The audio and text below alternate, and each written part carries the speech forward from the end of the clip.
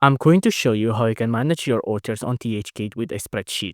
Now, the idea behind this is that instead of taking a shot in the dark on what kind of product quality and what kind of products you're going to buy, you're going to use a spreadsheet to do that. So, for example, if I want to buy shoes here, for example, right? Shoes, I'm going to search that up. Now, when this loads in, you can see there's going to be a lot of options that's going to appear.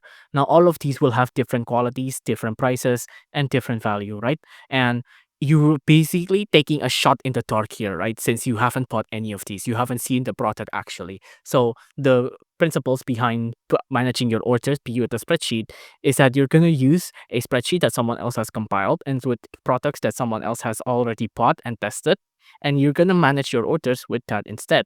So, for example, here I have a spreadsheet by David Deca 13. He has compiled a spreadsheet here, a massive credits to David Deca 13 here, but when you tap on this, you'll be put into this here, right? So these spreadsheet finds. Now you can see in here, there's a lot of good quality products here, right? So Nike Dunks, Yeezy Slides, Yeezy 20, all of these are good products. If you want to go there, just tap on click here and then go to this link, and then you'll be redirected into the store page, and you can be sure that the product you're buying here will be good, right?